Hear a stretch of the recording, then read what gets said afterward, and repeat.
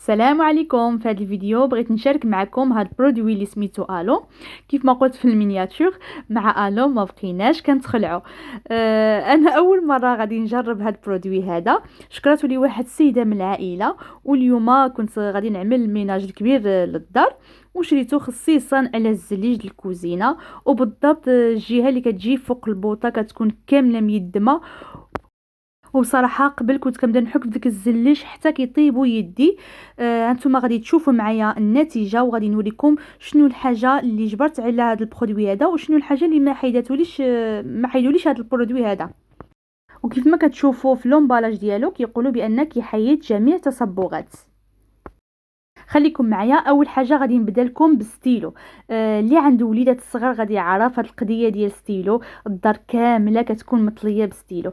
كيف ما شفتوا هذا المانطيل ديال الطبله ديجا كان عندي فيه ستيلو وحيدته، داكشي علاش بغيت نشاركو معكم. وانا عاود دابا عملت ستيلو باش تشوفوا النتيجه. كيفما شفتوا كتوضعوا شويه من برودوي فوق ستيلو، ومن بعد كتاخذوا شي شيته ديال السنان وكتحكوا. خليوه واحد شويه، عاد ديك الساعه بقاو تحكوا بالشيته ديال السنان. الا شفتوا باقي ما تحيد لكمشي، يعني باقي ما صفاش مزيان، كتزيدوا واحد شويه ديال البرودوي. وانتم كتشوفوا النتيجه واضحه. ستيلو تحيد. وغادي نعاود معكم نفس التجربه مع اللحوفه ديال المطارب. كاع الدراري كيحمقوا يهزوا ستيلو ولا الفتخ ويبقاو يطليو الدار. انا الدار كامله كانت عندي مطليه بالستيلو والفتخ. غادي نعاود معكم نفس التجربه، وغادي ناخذ برودوي وغادي نرشو عليه، وغادي نخلي واحد شويه شويش ماشي بزاف، وغادي ناخذوا الشيته ديال السنان وغادي نحكو في ديك البلاصه، وغادي يمشي في ساعه. اللهم هذه راحه. وغادي ناخذ شي فوطه وغادي نمسح داك البرودوي باش ميبقاش باين تما، ما تبقاش عاوتاني ما يبقاش الحفازك. وها النتيجه كيف ما كتشوفوا ما بقاش الاثر ديالو نهائيا.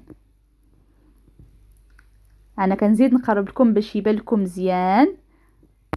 ودابا غادي نجيو المهمه الصعبه. انا الصراحه الله ملي كنت كنخدم الكوزينه ما كنحمش نبدا نحك في الزليج، خصوصا ديك الجهه اللي كتكون ميدمه. وغادي تشوفوا بعينكم هاد الجهه هذه اللي جات فوق، يعني البوطه والجليج اللي جا فوق منا. واخا عندي انا الشرجم من تحت وتا الجليج اللي فوقي كيتوسخ، نتوما كتشوفوا بعينكم غير مجرد ما رشيت. شوف بدا كيبان داكشي كامل، داك اليدام كامل بدا كيهود. انا اخوتي ما كنعملوا لا اشهار لا حتى شي حاجه. انا كيف ما كنقول لكم حاجه اللي كنجرب كنشاركها معكم. كيف ما شفتوا الفرق واضح وباين. والنصيحه اللي غادي نعطيكم اخوتي، ضروري ما توضعوا الوانتيس في يدكم، حيت هاد البرودوي هذا كيكونوا مجهدين. ومن احسن توضعوا حتى الكمامه على النيف ديالكم باش ما تشموش هاد البرودوي بزاف، خصوصا اذا كنتو غادي تخملوا الكوزينه، يعني شي بلايص اللي يكونوا يعني فيهم الخدمه بزاف. وبالنسبه للمراه اذا كانت حامله كنصحها انها ما تستعملش هذا البرودوي هذا دابا حتى تولد ان شاء الله ويفك ربي على خير. ديك الساعه عاد تستعمل هذا البرودوي حيت كيكونوا مجاهدين. كيف ما كتشوفوا الفرق راه واضح، هاد الجهه اللي مسحت وهاد الجهه اللي باقي ما مسحتش. وانا غادي نكمل هاد الشيء كامل. والنتيجه فعلا كانت رائعه وهناني بسهوله. دابا غادي ندوز لهاد الزربيه هذه زربيه بلديه، وكان فيها شي طوابع هنايا ورشيتو عليها. صراحه الله ما عطاتنيش شي نتيجه واو، حيت الزربيه بلديه ماشي بحال الزربيه العاديه. كانت الزربيه العاديه كتكون نتيجه احسن. هذه شويه صعيبه، كتكون فيها داك الصوفه وداك الشيء، يعني خصها شويه ديال الحكان اكثر. وهنايا الفتخ في الحيوط كاملين غادي نوريكم، يا ستيلو يا الفتخ كامل كيتحيد. هذا الفتخ عاود كذلك نفس الطريقه، كترش برودوي عليه ومن بعد كتحكو وكتمسح بشي دريره. ايوا نزيدكم ولا بركه. انتما كتشوفوا الحيوط كاملين بالفتخ والستيلو القلم رصاص. اللي عنده الدراري راه غادي يعرف هاد القضيه هادي. ولكن الحمد لله صراحه الله، بهاد البرودوي هذا سهل لي بزاف ديال الحاجات. وكيف ما قلت لكم كاين واحد الجهه بنتي يعني كتملي فيها ستيلو وجبرت مشكله معها. كيف ما كتشوفوا الحيط، سمحوا لي، كيف ما كتشوفوا النتيجه ديال الحيط. وهاد الجهه هادي عاود كذلك حتى هي شوفوا، ومن بعد تشوفوا عاوتاني الريزولطا النتيجه.